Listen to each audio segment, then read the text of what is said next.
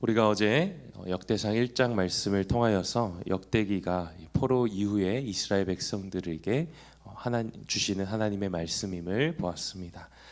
절망 가운데 빠진 이스라엘 백성들, 하나님의 약속대로 주실 그 메시아를 기다렸지만 현실 가운데서, 현실의 삶에서 그 약속이 아무런 소망되지 않고 있던 이 이스라엘 백성들에게 하나님께서는 역대기 말씀을 통하여서 그들에게 희망과 또 소망을 주시는 그 말씀을 우리가 함께 보았습니다.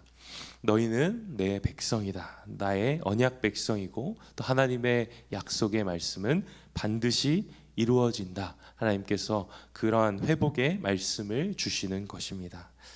오늘 우리가 함께 살펴볼 이 역대상 4장 말씀은 설교자들에게 사막의 오아시스와 같은 또 엔게디와 같은 말씀입니다. 수많은 이름들, 또 누가 누구를 낳았고 누가 누구의 아들이고 이러한 계속되는 족보로부터 잠시 쉬어갈 수 있는, 설교할 수 있는 그 내용이 있는 그런 본문입니다. 오늘 우리가 함께 읽은 본문은 야베스의 기도입니다. 찬양으로 만들어져 굉장히 유명한 본문이죠. 역대기 기자는 유다 자손들의 족보를 쭉 써내려가는 가운데에 갑자기 이 야베스라는 인물에 주목하고 있습니다. 아담도, 에녹도, 노아도, 심지어 아브라함도 아무런 설명 없이 그들의 이름만을 적어놓은 그 족보 가운데서 역대기 기자가 갑자기 야베스의 차례에서 멈추어서서 그에 대한 역사적인 평가와 또 그의 이야기를 이어나가고 있다는 것입니다. 그렇다면 도대체 무엇이 이 역대기 기자를 야베스에게서 멈추게 한 것일까요? 야베스를 통해 역대기 기자가 이스라엘 백성들에게 하고자 하는 그 메시지, 그 말은 무엇일까요? 먼저 야베스에 대해서 우리가 함께 살펴보면 9절 말씀에 이렇게 이야기합니다. 야베스는 그의 형제보다 귀중한 자라. 그의 어머니가 이름하여 이르되 야베스라 하였으니 이는 내가 수고로이 낳았다 함이었더라. 역대기 기자는 야베스를 이렇게 소개합니다. 그의 형제보다 귀중한 자. 그가 다른 형제들보다 귀중했기에 오늘 역대기 기자가 그의 이름 앞에서 우리에게 이야기를 들려줄 수밖에 없었다는 것입니다. 하나님이 존귀히 여기시는 자, 하나님이 귀중하게 보시는 자가 야베스의 인생이었습니다. 우리의 인생이 야베스의 인생과 같이 되기를 간절히 소망합니다. 오늘 수많은 이름 사이에서 딱 야베스의 이름에 멈추어선 이 역대기 기자의 모습을 묵상하면서 성경의 한 장면이 떠올랐습니다. 바로 욥의 모습입니다. 욥기 1장 7절과 8절 말씀 우리 함께 읽겠습니다. 여호와께서 사탄에게 이르시되 내가 어디서 왔느냐? 사탄이 여호와께 대답하여 이르되 땅을 두루 돌아다녀 여기저기 다녀왔나이다. 여호와께서 사탄에게 이르시되 내가 내 종 욥을 주의하여 보았느냐? 그와 같이 온전하고 정직하며 하나님을 경외하며 악에서 떠난 자는 세상에 없느니라. 땅을 두루 돌아다녔던 사탄에게 하나님이 욥에 대해서 물으십니다. 네가 욥을 주의하여 보았느냐? 하나님이 욥을 어찌나 귀중히 여기시는지 그에 대한 이야기를 참으실 수 없었다는 겁니다. 마치 오늘 수많은 이름들 중에서 야베스의 이름을 지나갈 때 그냥 지나갈 수 없었던 역대기 기자의 마음과 같이 우리는 그냥저냥 하나님을 사랑하는 자가 아니라 특별히 하나님을 사랑하는 자가 되어야 하겠습니다. 수많은 사람들 가운데 하나님께서 내가 너의 인생을 이 사람에 대해서만큼은, 너의 믿음에 대해서만큼은 내가 꼭 이야기해야겠다 말씀하시는, 하나님을 멈춰서게 하시는 우리의 믿음의 인생이 되기를 간절히 소망합니다. 그러고 보면 욥과 야베스의 인생이 참으로 닮아 있다는 생각이 듭니다. 성경의 대표적인 고난의 인물이 누구입니까? 바로 욥입니다. 욥의 이름 뜻부터가 괴롭힘을 받는 자, 고통을 당하는 자라는 그 이름으로부터, 그 단어로부터 생겨난 이름입니다. 그런데 야베스의 이름 또한 슬픔이라는 뜻을 가지고 있는 것입니다. 성경이 자세히 기록하고 있지 않지만 야베스 또한 만만치 않은 이 고통의 슬픔의 인생을 살아왔던 것입니다. 9절 말씀을 다시 한번 보시면 야베스는 그의 형제보다 귀중한 자라 그의 어머니가 이름하여 이르되 야베스라 하였으니 이는 내가 수고로이 낳았다 함이었더라 이야기합니다. 그의 어머니가 수고로이 낳은 이름, 그렇기에 그의 이름을 야베스라 부르고 있다는 것입니다. 자녀를 낳는 일이 참 수고가 필요합니다. 이만저만 힘든 일이 아니죠. 그런데 이 여기서 수고롭다라는 이 말을 더 정확하게 표현하자면 고통스럽다라는 말입니다. 왜 자녀를 낳는 일이 수고롭고 고통스럽게 되었습니까? 우리가 이 단어를 처음 사용된 창세기 3장 16절 말씀과 함께 연결하여 살펴보기 원합니다. 우리 창세기 3장 16절 말씀 함께 읽겠습니다. 또 여자에게 이르시되 내가 내게 임신하는 고통을 크게 더하리니 내가 수고하여 자식을 낳을 것이며 너는 남편을 원하고 남편은 너를 다스릴 것이니라 하시고, 아담과 하와의 범죄로 인하여서 이제 인류는 수고하는 저주, 자식을 낳을 때에 고통이 따르는 저주를 받게 되었다는 것입니다.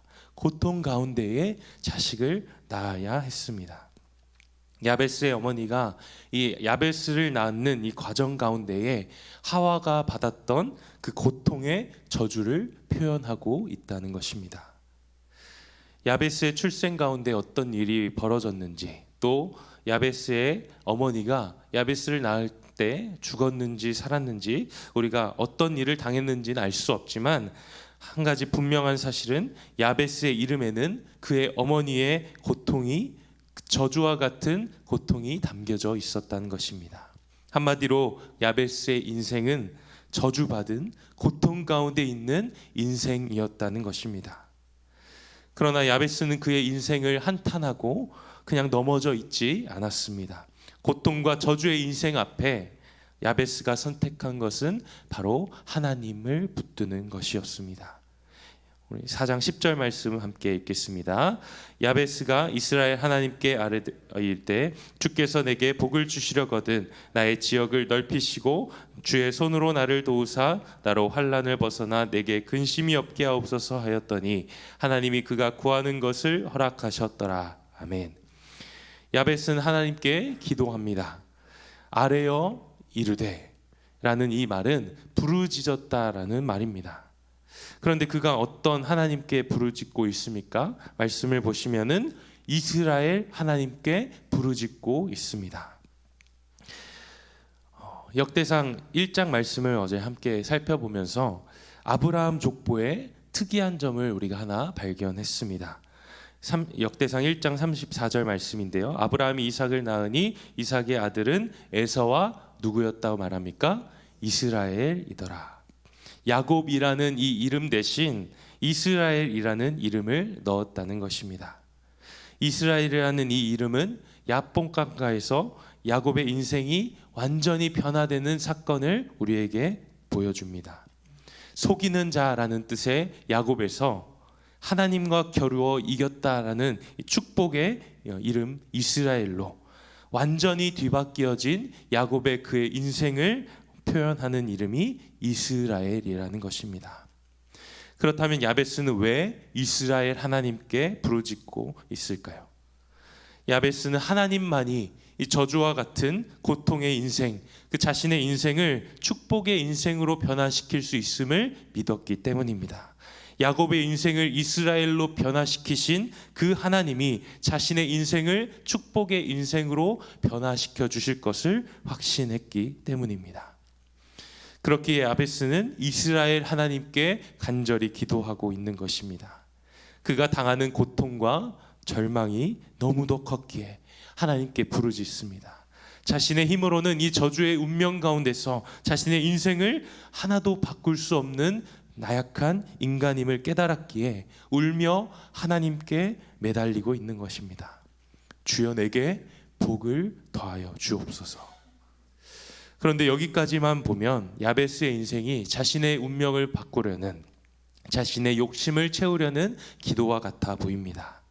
그러나 야베스의 기도는 철저히 하나님의 약속의 말씀을 붙든 기도였다는 사실을 우리가 기억하기를 원합니다. 그렇기에 하나님께서 그 기도를 들어주신 것이고 그가 구하는 것을 허락하셨다 말씀하시는 것입니다. 이스라엘 백성들이 가나안 땅으로 들어가기 전에 하나님께서는 모세를 통하여서 이렇게 말씀하셨습니다. 신명기 19장 8절 말씀 우리 함께 읽겠습니다. 내 하나님 여호와께서 내 조상들에게 맹세하신 대로 내 지경을 넓혀 내 조상들에게 주리라고 말씀하신 땅을 다 내게 주실 때에. 아마도 야베스는 여호수아 시대의 인물이었을 것입니다. 왜냐하면 나의 지역을 넓혀주소서라는 이 간구가 정복전쟁 시기가 아니고서는 다른 시대에서는 나올 수 없는 기도였기 때문입니다. 이스라엘 백성들은 땅을 서로 사고 팔 수 없었습니다.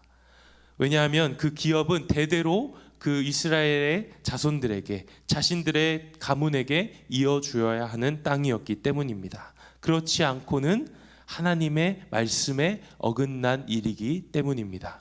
하나님께서 신명기 19장 4절 말씀에 이렇게 말씀하십니다. 내 하나님 여호와께서 내게 주어 차지하게 하는 땅 곧 내게 소유가 된 기업의 땅에서 조상이 정한 내 이웃의 경계표를 옮기지 말지니라 말씀하십니다.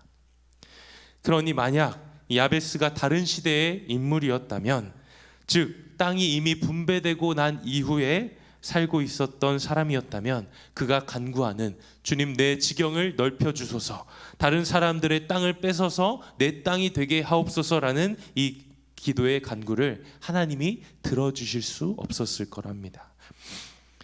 야베스는 지금 가나안 땅을 정복하고 있는 이 상황 가운데서 자신의 지경을 넓혀달라 말하고 있습니다. 하나님의 약속을 붙잡고 더 많은 땅을 차지할 수 있게 하여 달라는 축복을 구하고 있는 것입니다. 하나님께서는 이 약속을 붙든 기도를 들어주십니다. 그 기도에 응답하고 계시는 것입니다. 우리는 삶의 문제와 고통 앞에 무너집니다. 도저히 바꿀 수 없는 우리의 운명과 같은 우리의 인생의 수레바퀴 가운데서 좌절하고 포기하는 경우가 있습니다. 그러나 하나님께서는 약속을 붙든 그 기도를 통해서 우리의 삶을 축복으로 바꾸어 주신다는 것입니다. 이것이 바벨론 포로로부터 돌아온 이스라엘 백성들에게 주시는 하나님의 약속과 소망의 말씀이었습니다. 역대기 기자는 소망이 없고 무너져 낙심하고 두려워 떨고 있는 고통 가운데 있는 이스라엘 백성들에게 말합니다. 하나님의 약속을 신뢰하라. 하나님의 말씀을 붙들고 기도하라 말씀하는 것입니다. 하나님의 말씀을 붙들고 기도할 때 하나님께서 반드시 응답하실 거라 말씀하고 있는 것입니다. 예레미야 33장 3절 말씀에 이렇게 이야기합니다. 우리 함께 읽겠습니다. 너는 내게 부르짖으라. 내가 내게 응답하겠고 내가 알지 못하고 크고 은밀한 일을 내게 보이리라. 아멘. 오늘 우리의 삶에 변하지 않는 문제가 무엇입니까? 우리의 삶에 끊을 수 없는 고통이 무엇입니까? 저주와 같은 우리의 인생 가운데에 우리의 인생이 하나님 앞에 기도로 나아갈 때에, 하나님의 말씀을 붙들고 기도할 때에 하나님께서 우리의 기도를 들으시고 우리의 인생, 우리의 정말 고통스럽고 연약한 우리의 인생을 하나님의 축복의 인생으로 변화시켜 주실 것을 간절히 소망합니다. 약속을 붙들며 기도하시는 우리 성도님들 되시기를 소망합니다. 우리가 하나님 앞에 기도로 나아갈 때 우리의 기도를 들으시고 응답하시는 하나님, 축복의 인생을 살아가시는 우리 모든 성도님들 되시기를 간절히 소망합니다. 함께 기도하겠습니다.